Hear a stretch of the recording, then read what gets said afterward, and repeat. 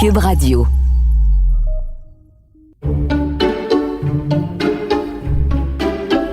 Bon, ben c'est l'heure de la traditionnelle chicane sur l'ouverture de la bouteille de vin. Et là, elle est donc bien froide, elle. Elle est froide?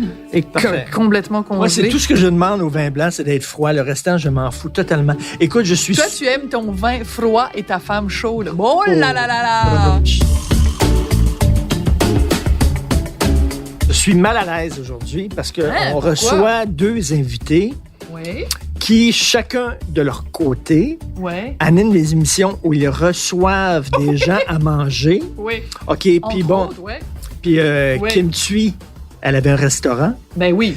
Et quand elle reçoit les gens à un livre de manger, recettes. quand elle reçoit les gens à manger chez elle, j'imagine que c'est super bon. Le gros délire. C'est de la super bonne cuisine recherchée. Jean-Philippe Dion. À la vraie nature, ben tu sais, il y avait plusieurs repas, le petit déjeuner, le repas du soir et tout ça. C'est des barbecues recherchés puis gastronomiques et tout ça. Nous autres, on reçoit... Oui, mais c'est pas Jean-Philippe lui-même qui les prépare, faut juste te dire. Mais nous autres, notre concept de confinement, c'est qu'on reçoit au Saint-Hubert Barbecue. Mais sais-tu quoi? Moi, je pense que ça fait le bonheur de tout le monde. Tu sais, au début, où moi aussi, j'étais mal à l'aise, je me disais, mon Dieu, on reçoit qui me tue et qui fait des soupes avec 20 sortes d'épices différentes puis qui ont mijoté pendant 25 heures. Mais sais-tu quoi? Je suis sûre que, tu sais, on vit une période de détresse, de désarroi et on a besoin de nourriture de réconfort. Puis moi, un poulet avec des frites, c'est de la cuisine de réconfort. Fait que je suis sûre qu'ils sont super contents. Écoute, moi, je suis super contente de recevoir Jean-Philippe et Kim parce que c'est, tu sais, dans le milieu, on dit parfois qu'il y a des vrais gentils et des faux gentils.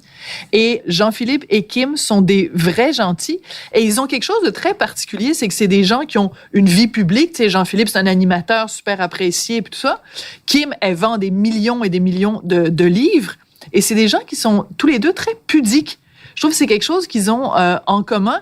Une certaine pudeur. Tu sais, c'est pas des gens qui font des grands épanchements puis qui... Non. Tu sais, il y a une espèce de pudeur. Dans le cas de Kim, je pense une pudeur très asiatique. Et dans le cas de Jean-Philippe, je pense que c'est quelqu'un qui, pendant des années, a été dans les coulisses. Et quand il est allé devant l'écran, il est allé devant l'écran avec la pudeur de quelqu'un qui a été derrière les caméras pendant très longtemps. Asiatique, c'est vraiment... Non? Le mystère de l'Orient. Non, je sais. C'est vraiment, c'est quasi Tintin, là. Non, mais je pense que... Là, c'est un stéréotype, non? Ben, on va lui demander, Okay. tu lui demanderas à Kim. C'est... La pudeur. Là, une retenue. Ce soir, le mystère de l'Orient. Dans son dernier livre, Kim Thuy, elle parle de la guerre du Vietnam. Et c'est raide en tabarouette. Puis c'est drôle parce que tu rencontres Kim, elle est toute menue, elle est toute super féminine, toute en douceur, avec tous ses vêtements très colorés. Puis là, elle écrit un roman, là, puis c'est des scènes de viol, puis de gens qui se font éclater la cervelle avec des soldats qui brûlent des villages. Mais c'est ça, la guerre du Vietnam. Elle a tout fait. Elle a comme eu 25 vies, elle.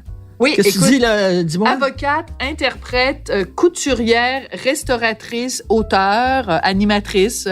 Mais tu sais, c'est vraiment, c'est très, très spécial. Wow. Très spécial. Puis écoute, ben Jean-Philippe aussi, il a fait tous les métiers. Écoute, c'est très drôle parce qu'il a commencé dans le métier à la télé. Il était archiviste pour Star Academy. Et aujourd'hui, il se retrouve producteur exécutif de Star Academy 2021. T'imagines le chemin qu'il a parcouru, ce gars-là? Fait que ce soir, nous avons un accès illimité à Jean-Philippe Dion. La comprends-tu? Elle est tellement bonne! C'était incroyable. Bon, trinquons. Toi, tu t'as jamais aimé... Tu m'as jamais trouvé drôle. Goûteur de vin, je serais bon. Oui, toi?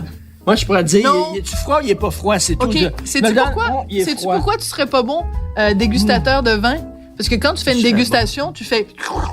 Puis tu le recraches. Et toi, tu recracherais pas. Donne-moi-en d'autres. Toi, tu serais comme Gérard Depardieu. Gérard Depardieu, je rêvais à lui l'autre jour. Hein? Comment ça? Je rêvais que j'étais ami avec lui. Ah. Oh. Bon, ça y est. Bon, ça y est. Ça y est, j'ai renversé mon verre. Qu'est-ce que t'as fait? C'est pas toi. C'est toi. Mais non, mais c'est toi. Ben non, c'est toi. Non, c'est toi qui as renversé le vin. Ben là, je vais sentir la vinasse, esprit. Ben, pour faire changement. Allez, installe ta petite serviette. On va à la fin de la cette soirée, que je émission-là. chante la vinasse, c'est quelque chose. Ben, Christy, en débutant, t'as boire. Mais oui, mais c'est toi. T'as fait interloquer mon verre de vin et ton verre de vin se sont entrechoqués.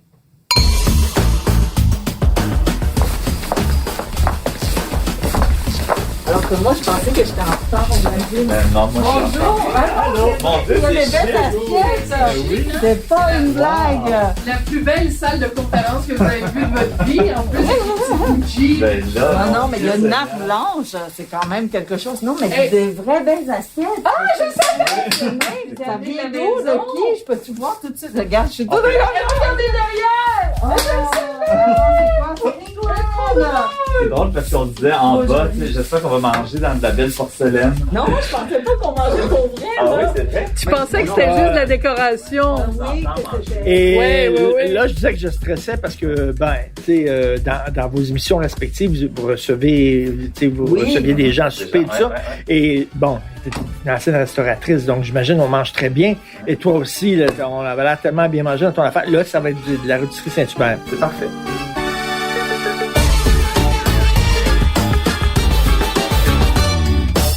Alors moi, j'ai une question à te poser à propos de la vraie nature parce que je trouve que c'est une émission qui a été absolument marquante et fabuleuse. Et les fois où on a le plus entendu parler de la vraie nature, c'était quand des invités pleuraient, où il y avait vraiment des moments d'émotion, puis tout ça. Est-ce que tu sentais à un moment donné que tu avais comme l'obligation qu'il faut à un moment donné que mon invité craque se rappelant des souvenirs d'enfance, puis il faut...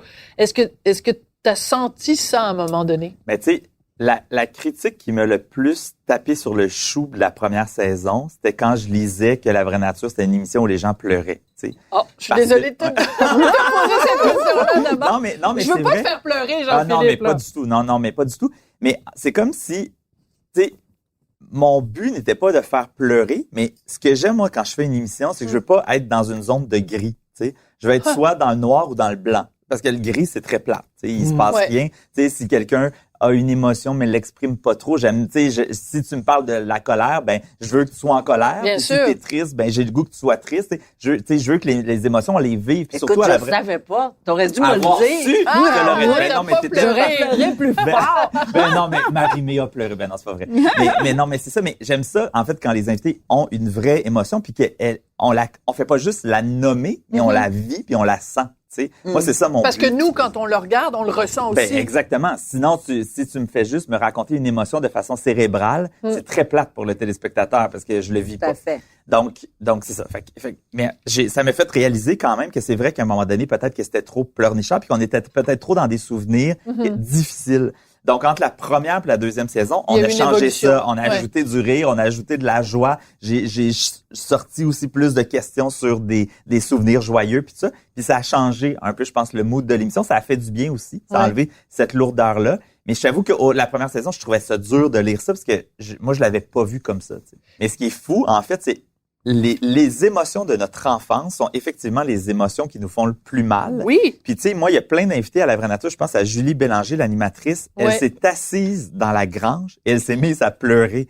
Puis là, tu sais, puis la deuxième saison, c'est comme si la deuxième saison, j'étais dans la transition, je veux moins que ça pleure. Donc, quand un invité pleurait, là, je me dis, non, Je veux pas aller là. je veux pas aller là. Fait que là, Julie Bélanger, j'avais même pas posé une question, puis elle pleurait. Puis là, j'ai dit, mais Julie, qu'est-ce qui se passe? Elle dit, oui, mais je sais que je vais voir une photo de mon frère, puis je vais pleurer, tu sais. Puis j'étais là, oui, mais là, anticipe pas, là, laisse-moi le temps d'y Elle aller. pleurait avant que ça commence. Exactement. Brailler avant que ça Mais il y a arrive. plein d'invités J'ai comme ça, tu sais. J'ai pas pleuré. Non, mais toi, t'as un cœur de pierre, Kim. Ça, c'est vrai. Non, mais Non, mais toi, t'es j'ai tellement... pas pleuré. Mais toi, t'es toujours de bonne humeur. Ouais. C'est comme un... C'est pour Ok, de mais vrai? c'est la retenue asiatique. Oui, Oui, la c'est pudeur asiatique. la Je pudeur. pense que je suis Est-ce tough. que ça se peut, ça? Contrairement à ce qu'on croit, je pense que je suis tough. Ben, ça paraît. Mais franchement. J'y crois C'est pas, ça. mais je vous répète ce que les gens me disent. Non, mais hein. oui, mais il y a une espèce, à l'intérieur de toi, il y a quelque chose de fort. Puis, Que ouais. je suis rock solid, là, Ouais. tu sais, Mais apparemment. l'avocate est pas loin. tu sais. C'est ça. Ouais. Je pense que tu grattes juste un tout petit peu, puis il y a juste... Étais-tu une bonne avocate? Non. Mais Non? non, sinon, je serais encore avocate aujourd'hui, tu sais. T'étais pas une bonne plaideuse? T'étais pas capable J'étais de... pas du tout dans Non. la plaidoirie. J'étais en corporatif d'abord Eh et bon. après. Mon Dieu. J'imagine tellement pas là-dedans. C'est tellement non plus. intéressant, sincèrement. Ah, oui? Oui. Il faut, comment dire, pour moi, encore aujourd'hui, quand je lis un contrat, je trouve que c'est comme la poésie, là. Un contrat, c'est la poésie. Non, mais avoue, un beau contrat, là, c'est OK, un... pourquoi? c'est un Surtout quand il y a roman. bien des zéros. Ben oui. C'est Non, ça, mais- parce qu'elle disait, il est long, je vais pouvoir charger beaucoup d'heures, donc c'est ça. Non, mais tu sais, un contrat, Qu'est-ce qui est c'est quoi? poétique dans un C'est contrat? un roman de rupture. C'est, tu sais, on décrit la rencontre, on décrit pas la rencontre des deux. On décrit juste les possibilités de rupture. Donc, un bon contrat, là, tu prévois toutes les ruptures possibles. Et, normalement, quand tu as déjà tout prévu ça, il y aura pas de rupture. Parce qu'on a déjà passé à travers. Et là, donc, tu lis un roman de rupture dès le début. Et puis, le rythme de la langue juridique, tu sais, il y a une rigueur, puis il y a une mélodie. Puis des clauses Oui, et tout. su-mentionné, sous-mentionné. Vraiment, il y a un rythme. Et chaque virgule est comptée, chaque mot est compté. Donc, tout à fait, il y a une mélodie, il y a une musique. On n'a pas besoin de comprendre ce qui est dedans. Juste prendre un contrat puis le lire, vous allez voir, c'est comme la poésie. Incroyable. Écoute, j'aurais jamais pensé à un jour me faire dire que les contrats, ça pouvait être poétique, mais pourquoi Non, pas? mais je pense que si j'avais pas fait droit, j'aurais pas pu écrire comme j'écris. T'es sérieuse? Ben oui, parce que le droit m'a enseigné la concision. Mais ça, c'est et la vrai. précision. Parce que tes phrases sont courtes. Sont courtes, oui. Tu sais, c'est pas Proust, là. C'est pas une phrase qui fait la page au complet. T'es plus près de Marguerite Duras, mettons, que de Marcel Proust. Ta phrase, il n'y a pas de superflu, là. Il n'y a pas d'incisive, il n'y a pas de parenthèse, il n'y a pas de... Oui, c'est chirurgical. Ouais. Mais donc, ça, c'est je pense peut-être que légal. le droit. C'est le droit, je pense. Parce que tu peux pas avoir dans un texte de loi. Chaque rien de truc virgule inutile. compte. Ouais. Et chaque mot a son Et t'as poids. pas d'adverbe dans les textes de loi, Non. là. T'as pas Et des pas choses d'adjectif, enjolivées, tout ça, non. là. C'est comme... C'est vraiment Cote très sous le précis.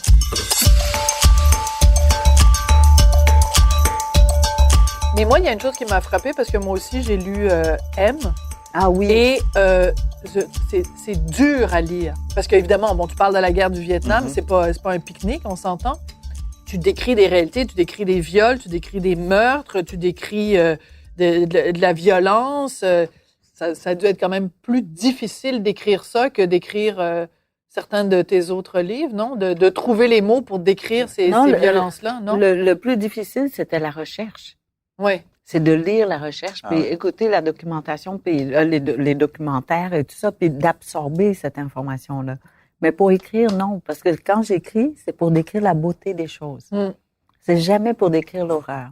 Mais tu savais pas toutes ces souligner choses-là sur la guerre du Vietnam? Si, mais tu sais, je te donne un exemple. J'ai toujours su que le Vietnam était à mauvaise place, au mauvais endroit, au mauvais moment. Et c'est pour ça qu'on était pris dans cette guerre-là. On n'était pas plus fin, plus beau qu'un autre. C'est pour ça que tout le monde nous voulait, là. C'était pas ça du tout. C'est juste géographiquement, la situation géopolitique faisait en sorte que le Vietnam était au milieu d'une guerre. OK. Donc, tu sais que tu fais juste partie d'un grand échiquier puis que tu es juste un pion. Mais le jour où tu entends président Nixon demander au général au Vietnam de bombarder parce qu'il avait besoin d'une une pour détourner l'attention du public sur le Watergate et que le général répond, puis tu l'entends dire « Aujourd'hui, il fait trop brumeux, je ne serai pas capable d'éviter les civils. » Et lui de répondre « I don't care, bombe. » Et tu sais tout ça, mais de l'entendre, c'est autre chose. Ça t'a fait mal? Ben oui. Et tout ça sort maintenant parce que toute la documentation est gardée secret pendant 50 ans. Ouais. Donc, c'est dans les années 60, 70. Donc, ça commence à sortir maintenant. Et donc, c'est comme confirmer une réalité. Tu sais que ton couple va plus bien, mais le jour où tu t'assois puis tu dis « ça va plus, là! » Non, c'est très dur à lire, mais c'est très bien écrit, mais c'est dur à lire. Ouais, mais comme je te dis, mon but, c'est pour ça que j'ai pas écrit pendant que j'absorbais l'information. Parce que dans ce cas-là, j'écrirais l'indignation, j'écrirais la colère, la frustration et tout ça. Alors que mon but, c'est d'écrire la beauté.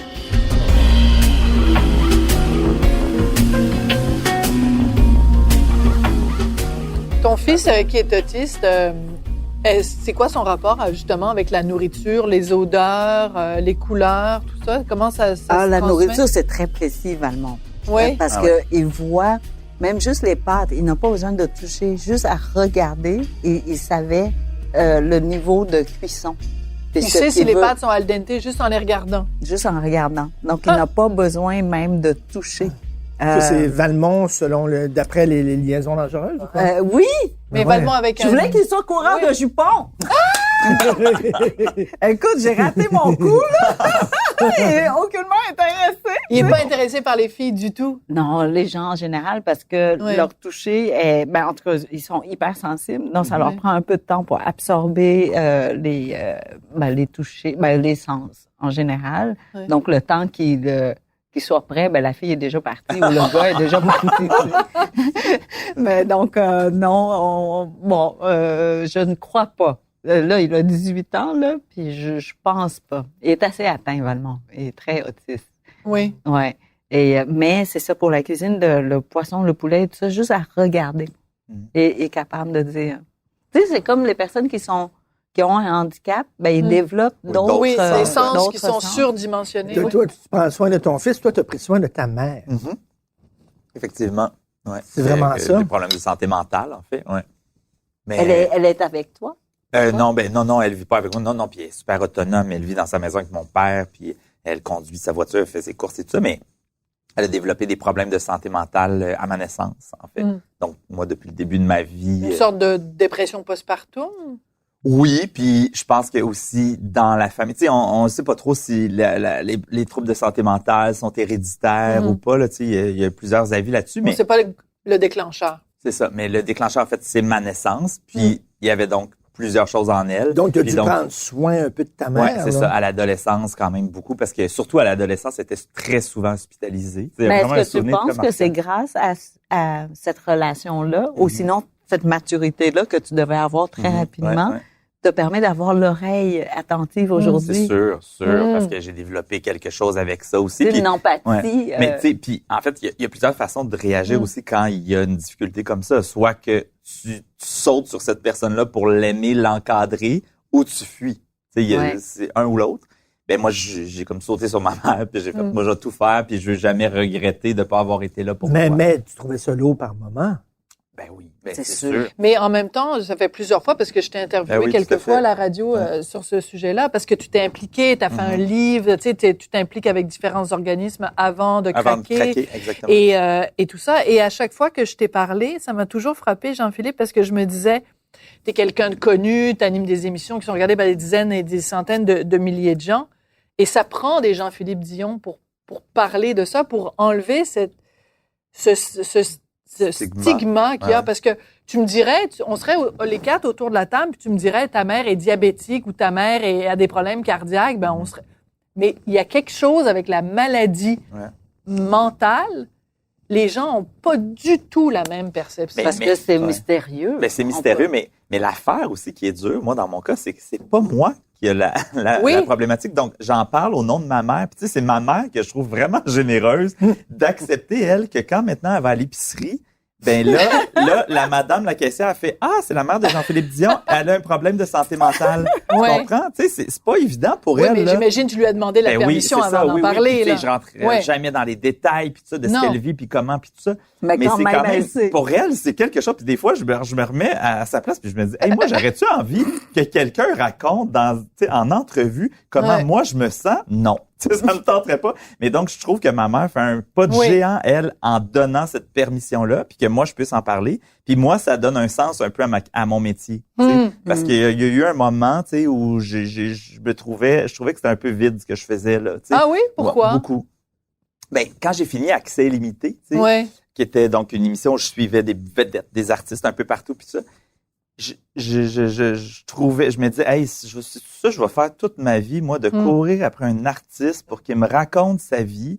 Puis, tu sais, j'étais comme, je suis pas sûr que c'est ça que je veux faire. J'ai pris un pas de recul, puis ça vient aussi de ma patronne de l'époque, Julie Snyder, qui, elle, était très impliquée dans des causes, tu sais. Puis je me suis dit, ben, tu sais, on peut se servir de notre métier public pour aussi avoir une voix, tu sais, puis faire en sorte c'est pour ça message. que tu dis maintenant que tu veux faire de la télé utile. Exactement. Puis, tu sais, d'où ton documentaire Bye avec Alexandre Taillefer. Puis là, si je me trompe pas, tu prépares quelque chose sur les personnes âgées. Oui, exactement. Mais en fait, je le produis, mais c'est pas moi qui le porte, là. C'est vraiment une autre personnalité. Oui, mais je suis vraiment, dans ce cas-ci, Alexandre, pour Bye, j'étais très, très, très impliqué, puis c'est vraiment un projet que j'ai mené vraiment avec toute mon énergie. Mais l'autre projet, c'est plus un projet que je produis au sein de Déferlante. Mais c'est sûr que comme individu, comme citoyen, tu as peut-être plus l'impression d'être utile, parce que ce mot-là est important, on a besoin de se sentir utile. Ouais. C'est sûrement plus utile de faire un documentaire sur le suicide, l'intimidation, etc., que d'aller fouiller dans les bobettes de Joël Legendre. Exact. Mais tu sais, puis je veux pas dénigrer ce que j'ai fait parce que j'ai adoré faire ça. Puis tu sais, ça a été merveilleux. Puis j'ai vécu, moi, des choses incroyables. Puis j'ai vécu des sensations fortes. Puis j'ai vu des choses incroyables. Mais tu sais, tu vois la différence entre accès illimité puis la vraie nature. Je suis encore dans les bobettes des personnalités. Oui, mais j'ai envie que le téléspectateur apprenne quelque chose sur lui en écoutant, en entendant l'artiste se livrer. Donc, la nuance est importante. C'est ça. Puis ça a changé aussi ma façon de faire des entrevues. Tu sais, c'est pas juste d'aller chercher une confidence pour une confidence, mais je veux une confidence qui amène une réflexion, tu sais. Ouais, donc, il se passe quelque chose d'autre. Quand, à ce milieu-là, je me suis senti utile une fois, moi. Ou quand? Une fois, c'est pas beaucoup, je trouve, dans toute ta carrière. Ben oui, franchement. Ouais. Non, au Franc-Tireur, on faisait un reportage sur les jeunes qui quittent le Québec, qui s'en vont à Vancouver parce que la drogue est pas chère, puis qui tombent dans la drogue, puis qui, ils deviennent sans-abri, tout ça. Fait qu'on fait un reportage là-bas, puis on rencontre plein de jeunes Québécois à Vancouver qui sont vraiment là, toxicomanes solides et sans-abri et tout. Donc, on diffuse ça. Et il y a une mère qui reconnaît son fils. Elle n'avait pas de nouvelles de son fils depuis des années. Mon Dieu. Aïe, aïe, aïe. Elle reconnaît son fils. Elle nous appelle, puis elle dit est-ce que je pouvais me mettre en contact avec? Puis tout ça, on a dit bien, c'est certain, tout ça. On appelle ce gars-là, on dit ta mère aimerait ça te parler. Est-ce que ça te tente de lui parler? Puis tout ça. Il a dit oui. Et écoute, après ça, il est revenu au Québec. Il est sorti de son problème. Il a rencontré une fille, il a eu un enfant. Puis on est allé retourner après, quelques années après, où sa nouvelle vie. Ouais. T'es ému, hein?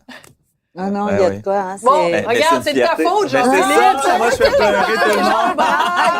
Hey, tu fais pleurer, Jean! Mais non, mais tu sais, je me dis, j'aurais fait ça. Non, mais tu dis, j'ai changé la vie de quelqu'un une fois dans ma vie. Et c'est précieux. Une fois. Ouais. Mais c'est pas tout le monde. Tu sais, c'est ça aussi, c'est que c'est pas tous les métiers qui ont ce pouvoir-là non plus. T'sais. Non, c'est ça, je suis pas d'accord. Non, mais oui et non. Parce que oui, je suis d'accord. Tu vois ce que je veux dire? Je comprends, mais il y a des métiers, en fait, où tu as moins accès aux autres. Tu peux avoir accès à des collègues, mais nous, c'est que dans notre métier, on peut avoir accès pendant une soirée à 1 million, à 2 millions de personnes. C'est beaucoup, là. D'un coup. Exactement. Fait qu'effectivement, tout le monde a le pouvoir de changer quelque chose, mais nous, on a la chance de pouvoir en parler puis de parler à beaucoup de monde en même temps. Tu fais bien de non, préciser, mais c'est ça. C'est parce que autrement, je crois que un citoyen, n'importe quand, je crois qu'on doit se souvenir qu'on est capable d'être le héros de quelqu'un en tout temps.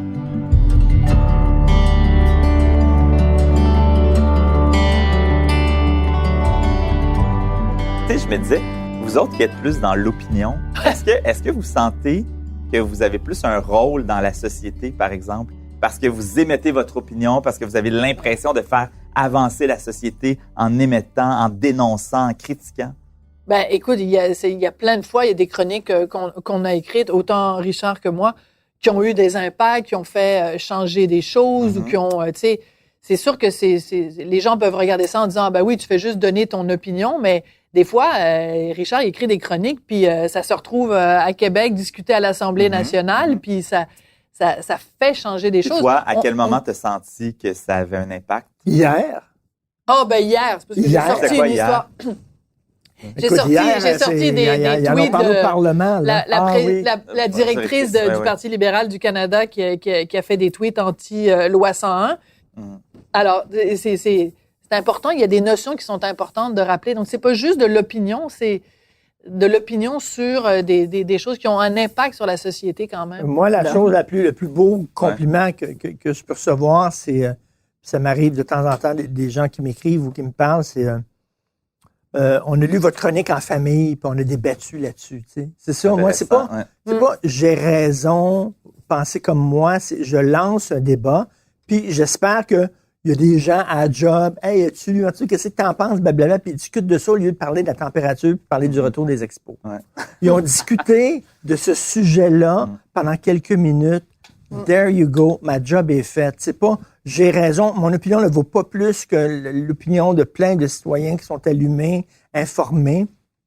C'est vrai que mes opinions, tu sais, mon texte devrait toujours finir par « Et vous, vous en pensez quoi? » Mais tu sais, ça serait niaiseux d'écrire ça à la fin de ma chronique à chaque fois, là. Mais c'est ça, « Et vous, vous en pensez quoi? » Et si je pars un débat dans une famille, dans des confrères de travail, avancer les choses, c'est... Mais est-ce que vous sentez, tu sais, moi, je fais des émissions pour qu'elles soient vues par le plus grand nombre de personnes possible, idéalement. Ouais. Est-ce que vous, des fois, vous sentez que vous devez écrire pour avoir le plus de clics possible? Non. Non.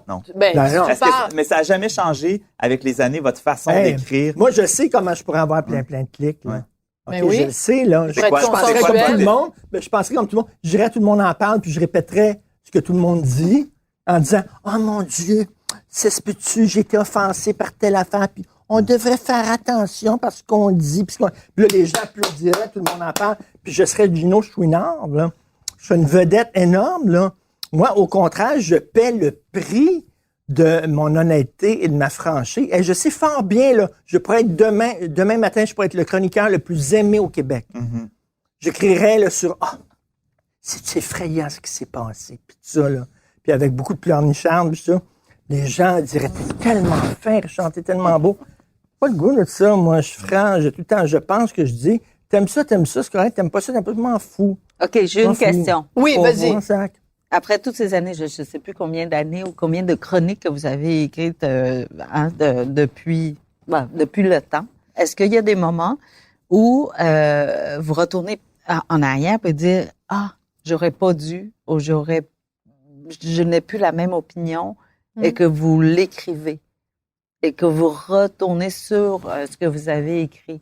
Ou pas du tout. Jusqu'à maintenant, ça a toujours été ça m'est arrivé quelquefois de retourner en arrière puis de me dire « Eh mon Dieu, j'aurais pu aller encore plus loin dans telle ou telle chronique. » Écoute, en ce moment, il y a tout un débat autour du français puis la qualité du français.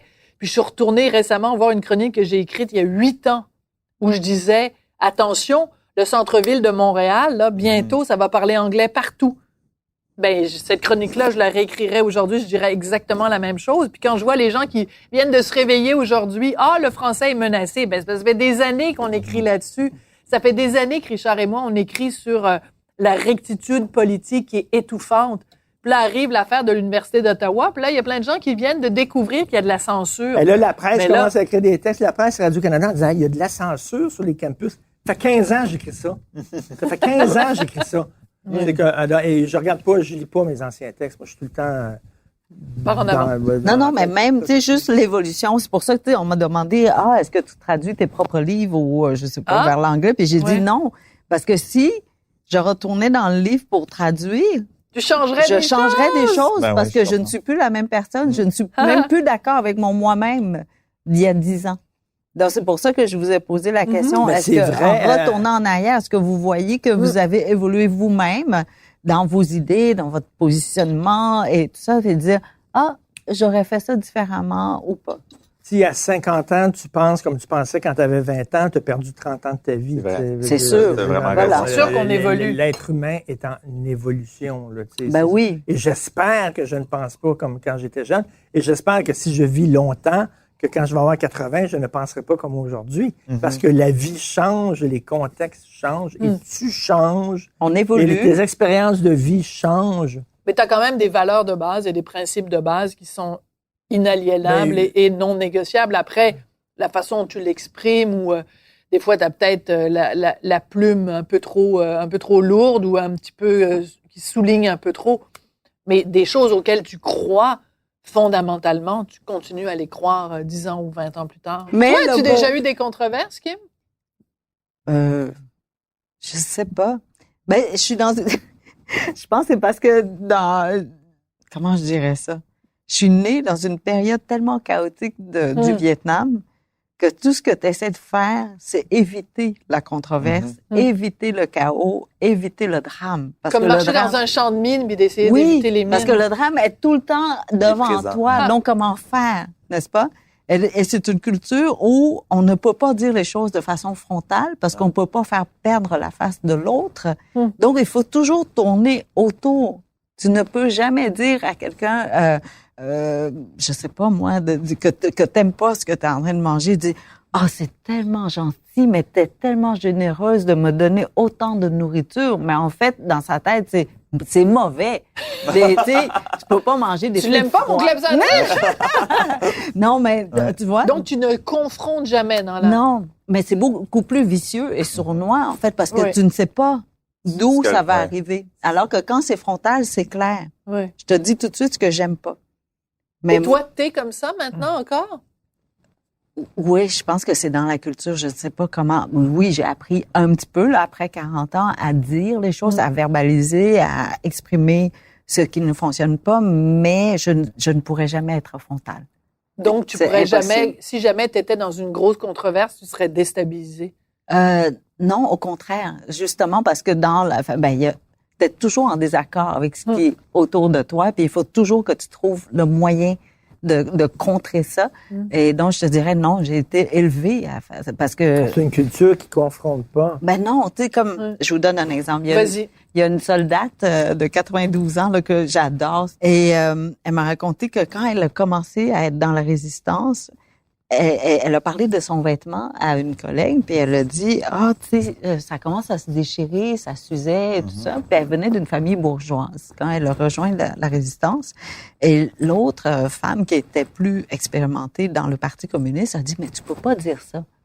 Parce que si tu dis que ton vêtement est troué ou est en train de s'user, ça veut dire que tu critiques le parti qui ne prend pas soin de toi. Qui ne te donne pas de vêtements. Donc, tu apprends à... Oui, donc tu dois dire plutôt que ton vêtement fleurit. Aïe. Donc, j'ai été élevée dans cette culture-là. Donc, encore une fois, tu prends quelque chose qui est négatif et tu le remodèles pour faire semblant que c'est positif. Exactement. Et le message est clair.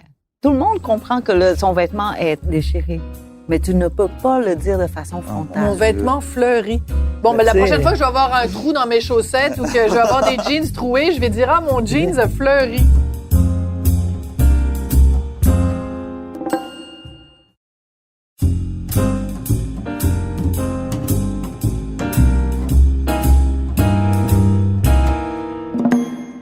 Mais c'est particulier quand même parce que depuis le début, on parle de ton amour des mots. On parle de ta facilité avec les mots ou de ton rapport avec les mots. Étant un enfant qui n'a pas cet outil-là, c'est comme un cordonnier mal chaussé. Tu comprends ce que je veux dire? Oui, quelle ironie. Quelle ironie. Oui, du destin de t'avoir donné, que la vie t'ait envoyé un enfant, alors que toi, tu gagnes ta vie avec les mots. Un enfant qui n'a pas cet outil-là des mots. Mais tu vois, c'est là où j'ai tellement d'admiration pour Valmont. J'ai dit, moi, là, je dois aller chercher dans le dictionnaire. Je dois écrire longtemps pour pouvoir exprimer une idée ou une image. Lui, il a 10 mots et je réussis à comprendre 95% de ses désirs. Il faut être bon. Il faut être tellement inventif. Donc, il est capable de fonctionner dans la vie avec juste 10 mots. Alors donc, d'une certaine façon, lui est un meilleur communicateur que toi. Tout à fait. Donc, quand il veut un œuf cuit dur, il sort avec un chaudron puis un œuf dedans. Je sais que c'est un cul-de. Quand il veut un œuf miroir, il sort un poêlon et un œuf. J'ai tout compris. Ben oui. Et toi, ça te tente-tu d'avoir des enfants, éventuellement? Moi, j'ai lu des entrevues où tu en parles. Mais en fait, c'est un en sujet... temps, avec la vie de fou que t'as. Ouais. T'en as un qui s'en vient! Ouais. Adoption! Déjà, t'es pas... super! Wow! T'es rendu là dans ta vie. Et tu dis pas, je suis en plein élan, puis ça fonctionne, mes affaires, puis là, je produis, puis Star Academy, Christy, puis boum, puis là, c'est peut-être pas le bon moment, etc. Ah, mais tu sais, en fait... C'est comme une mère qui va avoir un enfant. Là, tu fais comme, c'est pas le bon moment. Puis là, j'avais un contrat. Puis là, je suis dans ma carrière. Puis ça. Mais, tu sais, pour vrai, moi, j'ai tellement commencé jeune que, tu sais, j'ai l'air d'être une vieille croûte qui dit ça, mais j'ai vécu mes belles affaires en télé, tu sais. J'en ai vécu plein de belles affaires, tu sais. Puis, je continue d'en vivre encore. Mais je sens que, tu sais, j'ai moins à aller chercher que ce que je suis allé chercher déjà, là, tu sais. Fait que j'ai comme l'impression que en ce moment, c'est plus ma vie privée que j'ai le goût de bâtir que ma vie publique ou ma vie professionnelle. Ouais. Est-ce que c'est possible aussi que ce soit un impact de la pandémie? C'est que pendant la pandémie, on a été très, très, très nombreux. J'écrivais aujourd'hui un artiste que je nommerai pas, puis je lui ai dit, est-ce que tu travailles en ce moment? Et il m'a répondu, je fais comme tout le monde cette année, je travaille sur moi. Ouais. Et je pense que la pandémie, ça a forcé beaucoup de gens à faire beaucoup plus d'introspection, de prendre du recul par rapport à leur vie. Est-ce que ça a peut-être joué aussi dans ta décision? Ben, honnêtement, c'est plus des circonstances de vie qui ont fait que c'est arrivé là, parce que si tu m'avais posé la même question il y a 5 mois, je t'aurais dit que c'était pas du tout un plan. Ha! Tu comprends? C'est fou, hein? Tout ça est arrivé très, très, très, très, très rapidement dans ma vie, là. Fait que, puis une année, comme tu dis, là, de Star Academy, que à partir de janvier, je n'ai aucun week-end, parce qu'on va tourner tous les week-ends, puis on tourne toutes les semaines. Donc, j'aurais pas de temps, moi, mais ça fait partie de la vie. Puis, il y a beaucoup d'autres parents qui travaillent fort, puis qui rentrent à l'usine à 5 heures du matin, ou qui travaillent de nuit, puis qui sont pas là. Puis, ça fait partie de la vie. Puis le temps est élastique. Ouais. Dans le sens où tu crois que c'est impossible d'ajouter quoi que ce soit dans le calendrier, puis pouf, un événement arrive et c'est ça. Ça fonctionne. T'enlèves de l'inutile autour. Oui, soudainement. Exactement. Là.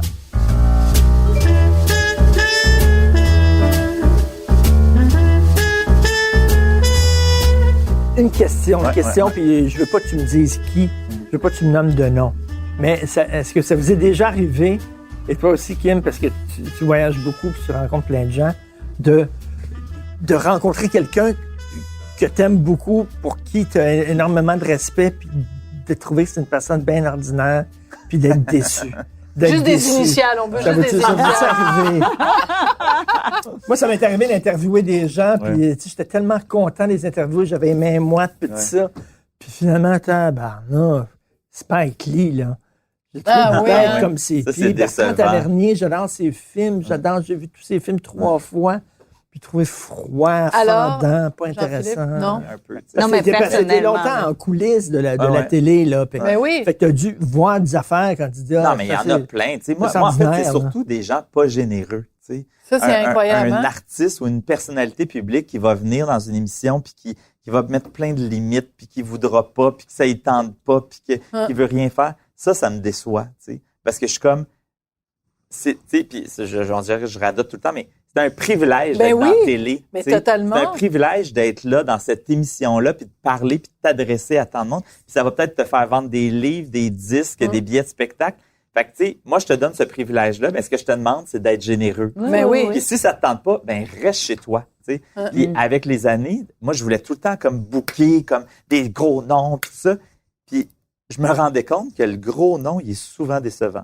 Tu sais, parce qu'à un moment donné, il a la chance d'avoir 1000 tribunes. Il est tanné de faire des entrevues. Il a tout dit. Il est blasé. Puis c'est plus ça qui m'intéresse. Tu sais, je suis comme, c'est pas ça qui m'intéresse. J'aime des histoires. J'aime m'approfondir. J'aime être étonné, être surpris. C'est ça qui est bon quand tu fais des entrevues. Mais que les gens sont engagés, en fait. Exact. Tu sais, je regarde les francs-tireurs, puis mon rêve, ce serait de faire un show comme ça. Tu comprends? Ah oui? Ben oui, tu sais, j'aimerais ça faire des entrevues qui rentrent dedans, j'aimerais ça. Je voulais tellement être invitée par les francs-tireurs. J'ai jamais été jamais allé aux francs-tireurs. Jamais? Ben voyons donc. Tu m'as jamais voulu. Place, ça finit là dans quelques semaines. J'ai demandé à Patrick Lagacé pour le 2 hommes en or là, avant de monter, je le connaissais pas du tout là, tu sais, on se croise avant d'aller sur le plateau. Puis je dis, plaque-moi, là.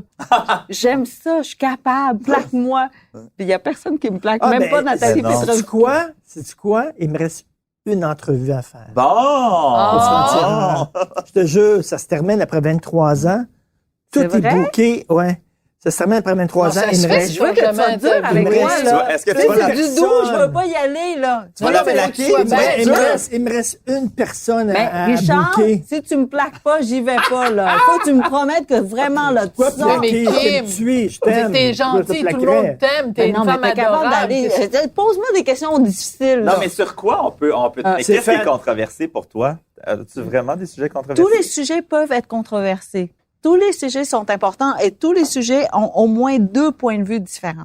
Chin-chin, c'est fait. Bon, oh mon Dieu, c'est Seigneur. fait. Mais non, mais c'est excellent, mais là, il faut que tu répondes, là. Faut que tu sois généreuse, pas comme les invités T'oublies que j'ai été généreux. avocate. Tu sais, c'est ça l'affaire, c'est qu'on oublie que oublie j'ai pas qu'elle a déjà été avocate, hein? Vraiment dans un bureau de gars. Il y avait quand même 100 avocats gars, là. On était 10 filles. T'étais capable de te Tu débrouiller. sais, t'es toute Je suis menue. capable. T'es toute menue. Bon, C'est mais là. controverse. C'est là. Tu demandais tout à l'heure, Jean-Philippe, qu'est-ce qui serait une controverse pour toi? Le restaurateur, là, qui a décidé de faire, d'ouvrir, qui est pas du tout vietnamien, puis qui a décidé d'ouvrir un restaurant où il sert de la soupe pho et qu'il a appelé son restaurant Fucking Bon. Est-ce que ça t'a choqué ou ça t'a fait rire? Non, ça m'a fait rire. Puis je me dis, mon Dieu, ce gars-là a été assez intéressé à la culture vietnamienne pour aller chercher plein de mots vietnamiens. Donc, il devait déjà aller chercher, puis là, réfléchir à ça, faire un jeu de mots. Je suis flattée. T'es flatté. Mais qu'est-ce que tu penses des gens, des Vietnamiens? Parce qu'il y en a plein qui sont plaints et qui ont dit que c'était une insulte à la culture C'est vietnamienne. parfait, chacun sa position. Parce Mais gars, que tu vois, elle peut pas être controversée. Bon. C'est trop tempête. Ça, c'est plate, ça. Tu vois? Ouais, Là, non, je vais te coacher, moi, pour les francs-tireurs. Tu ok, dénonces ça, les c'est Vietnamiens. Débouquez là Non, dessus. c'est ça. Non, vraiment. Vraiment. ben, je sais pas comment, mais non, mais Non, mais là, faut que tu dises, non, les Vietnamiens avaient pas raison d'être fâchés. Je suis Ben contre oui. mon peuple. Tu sais, faut que tu y ailles, là. Non, mais tous les Vietnamiens sont toujours Ben, bien je obligés vous de dis, penser pareil. Je là. sens de l'ironie, là.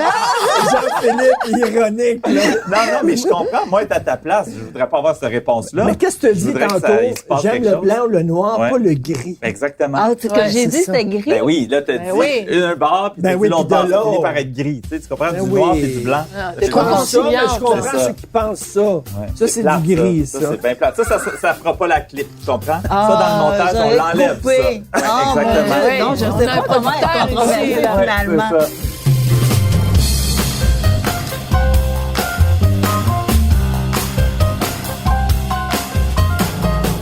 Au bureau, là, je travaille avec quelqu'un que si je lui dis, mettons, quelque chose, puis juste sur un ton affirmé, il dit, ben, fâche-toi pas. C'est Mais c'est pas, vrai. je suis pas fâché. Je fais juste m'affirmer. Je te dis ce que je pense, tu sais. Puis moi, souvent, mon idée va être assez arrêtée, puis elle va être assez droite. Est-ce que cette personne-là a moins de 30 ans? Non. Ah, bon. Non. Ben, tu sais, à un Non. moment donné, c'est toi le boss.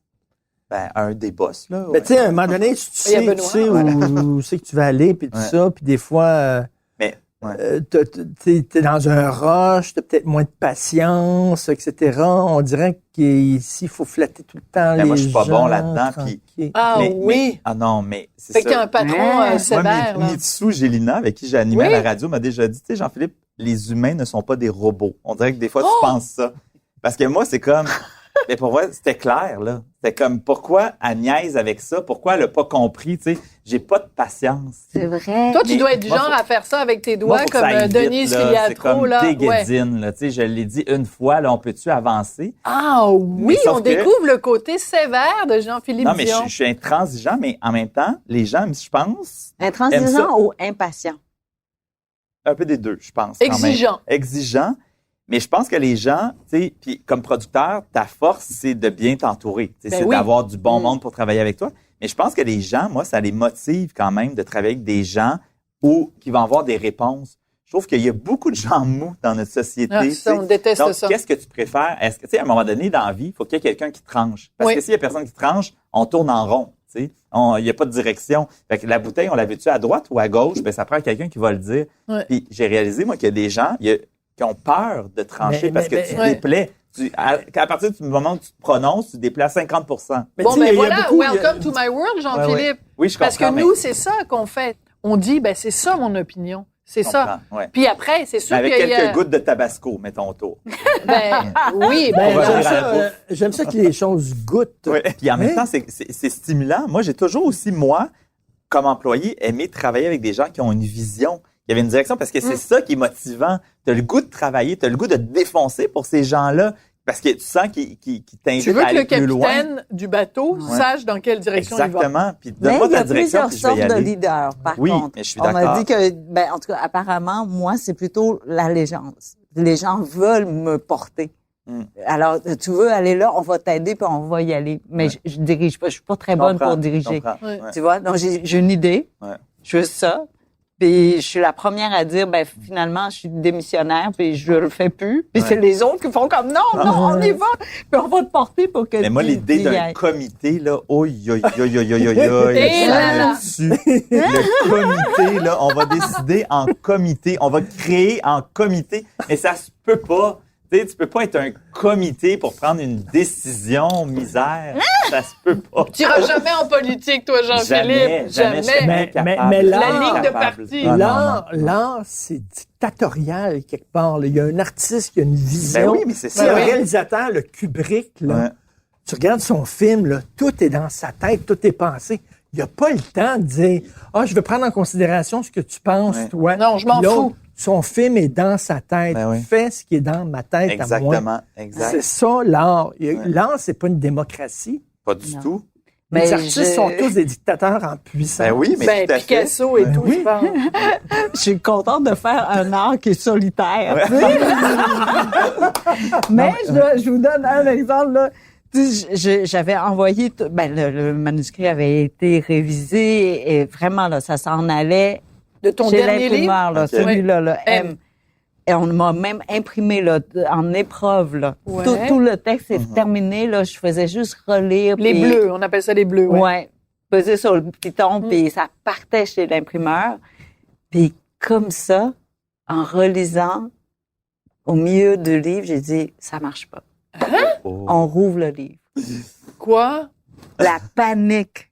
Parce que là, il nous reste juste 2 imprimeurs au Québec.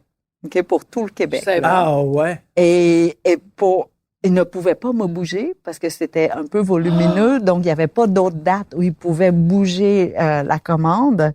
Et il dit, Kim, on peut pas. J'ai dit, ben, il y a pas de livre.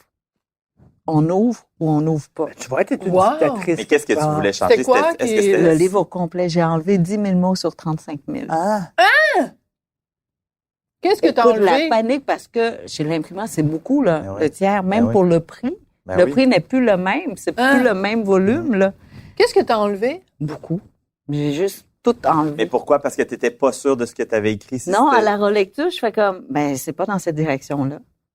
C'est pas cette couleur-là. Mais ça parlait de couleur-là. quoi, ce que tu as enlevé? Ah, j'ai enlevé beaucoup de dialogues. Ah, ben, il n'y a quasiment pas de dialogue. Il n'y a pas de dialogue. Non. Et je voulais écrire j'avais des dialogues dans ma tête, je les ai écrits. Et j'étais contente de mes dialogues. Mais à la relecture, je dis, mais c'est pas ma voix. Tu sais, c'est comme orange ou rouge, là. Tu sais, la nuance est pas si grande. Est-ce que c'est parce que quelqu'un t'avait dit, ça serait bien que ton évolution, que ton écriture évolue, puis d'ajouter? Non, du tout. C'est toi avec toi. Que t'as fait quelque Du chose tout. que tu sentais. Ouais. C'est un comité. Oui, c'est ça. Non, en fait, oui, je dois dire, mon éditrice française qui a lu le manuscrit terminé, là, elle m'a juste fait un petit commentaire. Elle dit, ah, c'est drôle, t'as écrit sur 30 pages, c'est que normalement, t'écris juste en 10 pages. Ah, ouais. Sans me dire que c'était bon ou c'était pas bon, ou je dis, ah, c'est une autre écriture. Ça. Puis je me dis, mais je dis, ben voyons, je radote donc bien. Puis là, je rouvre. Boum. Il fallait que je replace tout, je réécrive. En 24 heures, j'avais 24 T'avais heures. 24 heures. Parce que j'avais 2 tournages de la table de Kim le lendemain et cette semaine-là. Donc, t'as réécrit un roman en 24 heures en enlevant, en fait, tout ce qui était, t'es allé à l'essentiel. Parce que tu peux pas enlever juste une partie sans que tout tombe. Oui. Tu sais, c'est tout, comment Est-ce dire, que tu trouves que ça tricoté paraît ensemble. aujourd'hui? Quand tu Non, regardes? justement, j'ai essayé, j'ai demandé à des gens qui avaient lu la première et la deuxième, puis j'ai dit, ne retournez pas en premier. Dites-moi juste ce qui manque dans le deuxième, dans la deuxième version. Puis on me dit, il me semble que t'as rien enlevé. Ben, c'est bon signe. C'est la preuve qu'il y Non, avait rien ça a d'inutile. marché. Mais ça, c'est arrêter la machine. Mais là, Ouais. ton éditeur a dû avoir une crise cardiaque. Ben oui, tout le monde. Ils voulaient tous m'arracher les cheveux de la tête. Il faut quand même que tu aies une importance comme auteur au Québec pour être capable de dire ça à un éditeur. Mais t'aurais pas fait ça avec ton premier livre. Oui. Ah oui? Oui, tout à fait. J'ai beaucoup enlevé là, dans le premier aussi. Puis l'éditeur, à un moment donné, me l'a arraché. Il me dit, ben non, tu travailles plus Arrête là-dessus. d'enlever. Arrête d'enlever, sinon il reste rien. Puis il m'a vraiment là, apporté le dépôt du manuscrit et la fin. Tout petit. C'est très drôle. Ouais. Donc, non, peut-être que je suis dictateur, finalement. Bon, C'est tu quoi? vois. Ben non, mais c'est pourquoi? Oui, parce que tu as choisi l'art le plus dictatorial possible avec la peinture, là, c'est comme, c'est rien que toi, t'es tout seul, tu sais. Ouais. Tu as choisi un art où t'as pas à dealer avec d'autres personnes, sauf dans des situations d'urgence comme ça. Mais c'est ça, t'as quand même les éditeurs. La peinture, je pense que t'as plus de liberté encore. Parce que c'est ton tableau, t'es seul. Mais un livre, il te faut tellement de monde avec la couverture, avec la typographie. Il y a vraiment beaucoup de mains invisibles pour qu'un livre devienne livre, là. Et c'est pour ça que je sais, là, les auteurs vont m'arracher les cheveux de la tête aussi. Une controverse, c'est bon. Ah, on aime ça. Je dis, je mérite tout à fait le 10% du prix de vente. Ah oui. Et pas plus. Parce qu'il y a tellement de travail de gens autour pour que ce texte-là devienne livre. Mais ça n'a pas de bon sens, 10% du prix de vente. Non, c'est parce qu'il y a beaucoup de gens qui ne le savent pas. C'est que quand on achète, quand on paye un livre 20 $, il y a seulement 2 $ qui va à l'auteur. Ouais. Et tout le reste, c'est ce qu'on appelle la chaîne de l'édition.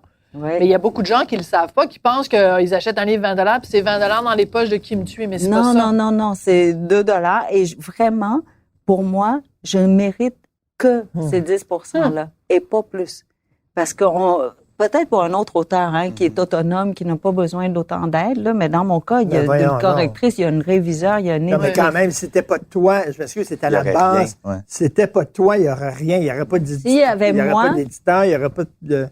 Voyons, on était à la comme base dans toute chose, tu sais, le fermier qui fait la carotte, c'est toi qui dois être le plus payé dans toute la chaîne. Non, c'est ça. Non. Ben oui. Non. Ben là, je vais être ton agent, Christy. Fait que, oui, mais il va falloir qu'elle te donne 10%. C'est ça. Si c'était pas de toi, tous ces gens-là vivent à tes dépens. Mais oui, mais ils sont utiles. Ce qu'elle dit, c'est qu'ils te sont utiles. On est tous, comment dire, c'est pour ça qu'on appelle ça société. On dépend tous l'un de l'autre. Il n'y aurait pas de show de radio sans nous, puis s'il n'y avait pas de radio, il n'y aurait pas nous. T'sais. Donc, tout ça est tissé ensemble. Et donc, dans mon cas, dans mon cercle à moi, je représente 10%, et le reste, là, la distribution, l'imprimeur, vous n'imaginez pas, là, juste l'entrepôt. Je suis allée à l'entrepôt, là, il y a 60 000 titres, 65 000, pardon, qu'est-ce que j'ai dit ça? 65 000 titres à l'entrepôt. Ils gèrent. Ça, c'est une maison de distribution. Il y a quand même quelques-unes, là. 65 000. T'imagines le travail derrière? Tu sais, une librairie qui commande 2 livres de X, 3 livres de Y, là, il y a un monsieur, là, qui doit aller chercher ça au milieu de 65 000 titres. Tu sais, on n'imagine pas les transporteurs, le monsieur qui fait le carton, le monsieur qui sort les livres. C'est intéressant parce que tu es en train de dire qu'un métier qu'on pense être un métier solitaire, tu dis en fait c'est un travail d'équipe. C'est un travail d'équipe. Pour moi, là, c'est comme une équipe de soccer. Tout le monde tout le monde fait avancer la balle et tout ce qu'on me demande là, à la fin, c'est de lancer la balle dans le but. Ça, c'est mon seul travail à la fin là, de tout le processus. Donc, tu te sens, quand tu écris, tu sens tout le poids de toute l'industrie, puis le bonhomme qui va mener les livres, puis le gars de l'entrepôt. Mais tout ça. Quand tu écris, là. Pas quand j'écris, mais quand je reçois le livre, là, il ne m'appartient plus. Quand elle reçoit son chèque, elle pense. Ben oui, c'est pour ça. Mais est-ce que j'ai pas de controverse? C'est ça. Je peux pas aller à ton show. T'as bien raison. J'ai rien de controversé. Mais non, mais là, les auteurs vont te détester. Déjà, ça, c'est une bonne controverse. Ben oui, t'as dit que c'était bien 10%. Ben, tu dis, toi, que tu as commencé jeune, dans le milieu, trouves-tu que le temps passe vite? Très vite, très vite. Mais oui, puis non, mais tu sais, moi, c'est drôle parce que dès le début de ma carrière, je me disais, on dirait qu'à un moment donné, je vais m'ennuyer. Je vais avoir l'impression d'avoir tout fait. Tu sais, moi, je produis là, Star Academy, qui est une immense production, mais j'ai pas, tu sais, tout le monde me dit, est-ce que tu as peur? Tu sais, ben voyons, peur. Tu sais, on y va une pierre à la fois, puis on sait ce qu'on fait, puis je l'ai déjà fait, puis tu sais, j'ai fait d'autres choses, puis tu sais, on dirait qu'il y a plus grand-chose qui me font peur. Excuse-moi, tu as appris à la dure, c'est-à-dire que la productrice de l'époque, bon. Julie Snyder, elle a des exigences, elle a un caractère. On parlait tantôt là, de quelqu'un qui sait ce qu'il veut puis qui veut l'avoir tout de suite. Là. Maintenant, Mais ça a été une école extraordinaire. Ça a été une école extraordinaire, mais à un moment donné, j'ai été en rupture par rapport à ça parce que j'en voulais plus de ce stress-là malsain. Ben oui. Parce qu'à un moment donné, ça devient trop. Tu sais, c'est que quand t'as pas de limite, ben ça a pas de bon sens. La vie est faite pour qu'on ait des limites. Mais oui. Je m'excuse, mais tu sais, il y a un moment donné, il y a des règles, tu sais. Puis moi, je me souviens, il y a une phrase. ta vie personnelle. Ben tout à fait. Puis il y a une phrase, mais cette phrase-là, je l'ai toujours gardée parce que je la trouvais bonne. Puis elle me disait tout le temps, parce que je disais, oui, mais on peut pas faire ça. Mais elle disait, c'est écrit dans quel livre? Là, tu dis dans le mien. C'est ça. Mais ça m'a pris des années avant d'être capable. J'aurais aimé avoir cette réponse-là plus tôt. Non, mais à 20 ans, quand on est dans la jeunesse, on est dans l'apprentissage. Ouais. Donc, pour moi, ce sont des écoles, comme le bureau d'avocat où j'étais. Tu sais, à 6 heures le soir, on te donne un mandat, tu dis oui, mais je reste déjà la nuit pour un autre mandat et puis on m'oriente. Et alors? C'est ça. Ouais. C'est ça, puis 8 o'clock tomorrow. C'est ça. À un moment donné, il faut mettre des limites. Philippe, que tu tires la ligne, parce que sinon, écoute, je reviens toujours avec cette scène-là. Moi, le jouet. Bon, oui. Ah, mon Dieu. Hey, mais vous êtes comiques, vous autres, avec vos histoires que vous connaissez toutes les Ça fait 18 ans. Mais toi aussi, avec ton job, ça fait 17 ans. Là, mais... Le film Le Jouet avec Pierre Richard. Ouais. Il y a un boss qui fait Bon, venir... je vais aller à la toilette. Moi, je reviens dans 5 minutes. Il y a un boss qui fait venir son employé dans son bureau et qui lui dit « Déshabillez-vous ». L'employé dit « Voyons donc, ça n'a pas de sens. Je vous dis, je suis votre patron, déshabillez-vous ». Et là, le gars commence à se déshabiller. Et là, le patron, il dit « Arrêtez. Qui est le monstre? Moi qui vous demande de vous déshabiller ou vous qui acceptez? » Mais c'est Parce qu'à ça. un moment donné, il faut que tu dises « Non. Ouais. Ça, je le ferai pas. J'ai le droit d'avoir une vie privée. Puis si toi, t'en as pas, c'est tes affaires à toi. C'est ça, exact. Mais moi, j'en veux une. Mais quand tu as 20 ans, c'est stimulant. Ben tu oui. vis, tu carbures à ça. Ben oui. Tu veux, tu veux. C'est juste ça, là. Tu veux. Ben, comme un médecin. Exactement. Tu sais, les années de résidence, tu dors pas, là. On m'a demandé combien de temps ça m'a pris pour écrire Rue. Oui. J'ai dit, 25 ans. Ah, ben c'est la réponse de Picasso. Tu sais, pour Star Ben oui, Academy, mais- tu trouves ça facile. Pourquoi? Parce que tu as Ben, déjà c'est fait des 30 années ans, de- là, ouais. tu sais. Mais Parce moi, que je le t'as vis commencé en comme télévision. archiviste. Oui, mais c'est ça aussi. Mais moi, je le vis en télévision aussi, tu sais, Ah oui? de voir des plus jeunes qui arrivent puis qui veulent déjà avoir la grosse job, puis les horaires, puis la plus belle position, puis la plus belle place dans la production. Mais, hey, allô, là, tu sais, moi, Tu ça devrais fait 20 leur ans donner- que je fais ça, là. Non, mais tu devrais leur donner. Là, ils se noieraient comme ça. Et donc, tu sais, la meilleure façon, c'est que tu fais essayer. Je dis, tu veux? Juste 2 jours. Viens marcher dans mes bottes.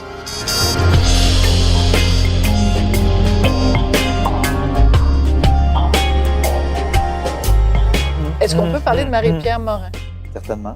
Comment tu t'es sentie, toi, dans tout ça? Parce que tu la connaissais, tu avais co-animé avec elle. Quand tu as vu cette chute-là spectaculaire, toi, comment tu t'es sentie? J'ai trouvé ça terrible, j'ai trouvé ça difficile, j'ai trouvé ça épouvantable. Tu sais, j'ai essayé pour Marie-Pierre, en fait, tu sais. Puis et pour Safia, j'imagine aussi que c'était terrible, épouvantable et d'être dans cette situation-là. Mais moi, Safia, je la connais peu, tu sais, donc c'est pas une amie, alors que Marie-Pierre, je la considère comme une amie, puis malgré ce qu'elle a pu faire, ça restera une amie, là, tu sais, ça, pour moi, ça change rien. Puis Marie-Pierre ne m'a jamais rien fait, puis elle a jamais été terrible à mon égard, puis je l'ai jamais vraiment vue non plus dans des circonstances épouvantables, tu sais. Mais j'ai trouvé que c'était trop cher payé. Elle a pas été brillante dans des situations. Elle avait des démons à régler, puis je pense qu'elle aurait pas dû poser ces gestes-là. La punition était trop grave par rapport à la faute. Aucun bon sens. Marie-Pierre, c'est une bonne fille, puis Marie-Pierre, c'est une personne qui a des bonnes valeurs, puis qui est capable d'être hyper gentille, qui est extrêmement brillante, mais qui avait des démons. Puis j'ai arrivé avec ma petite théorie. Vas-y. Ouais. Quand déjà tu as une personnalité où tu n'as pas beaucoup de limites et tu t'en vas dans le milieu du showbiz, Christy, le milieu du showbiz est le milieu qui a le moins d'encadrement. Le milieu qui encourage Le narcissisme, l'excès, qui encourage l'excès, l'extravagance. tout ça. Quand tu as besoin dans ta vie un peu d'encadrement, tu t'en vas dans le milieu du showbiz, là, Christy. Ouais, mais tu sais, je vais te dire, Richard, moi, j'étais recherchiste sur Occupation Double l'année où Marie-Pierre était là. OK? Puis je vais toujours me souvenir, j'étais à mon petit bureau chez Pram, une compagnie de production sur, je sais pas quelle rue, P9 ou un truc comme ça.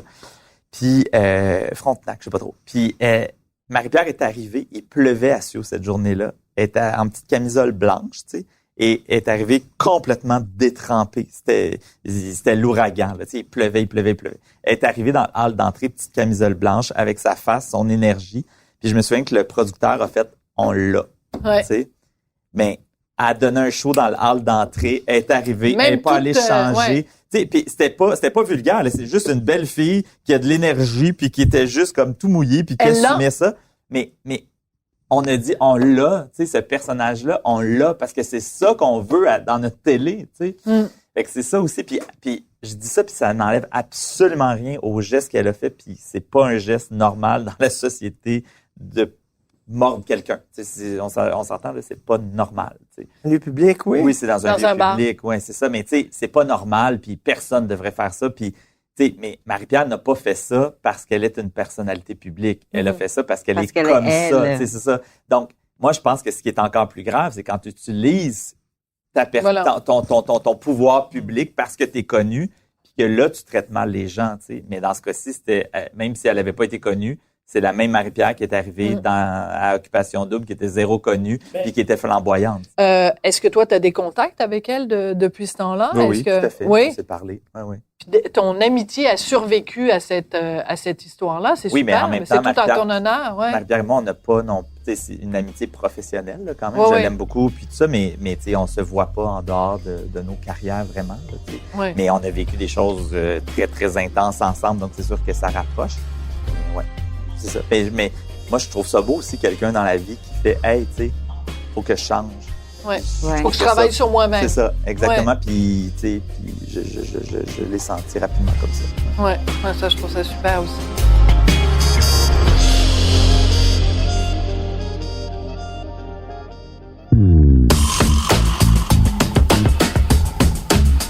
Alors, savez-vous, c'est quoi le mot qui a été prononcé le plus souvent ce soir, selon mon petit compte mental? C'est quoi? Le mot « utile ».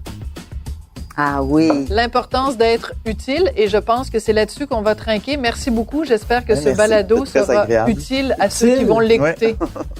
On est utile? Ben, c'est le mot qui revient le plus souvent.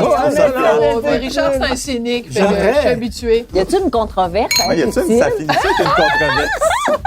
On va trinquer de loin parce que... Non, mais je viens de comprendre. C'est quoi la controverse? C'est vrai que j'ai peut-être pas de controverse, Richard. Ça, c'est la controverse, c'est que t'as pas de controverse. Hey, merci, vous êtes adorable. Vous êtes merci. Super très sympathique. Je me sens tellement privilégiée qu'il m'ait invité quand même si je suis grise. Tu sais, t'aurais jamais dû dire ça! Non, mais merci! T'as pris un risque avec le gris! Mais non, mais t'es pas grise du tout. Non, t'es tout sauf bien, d'ailleurs.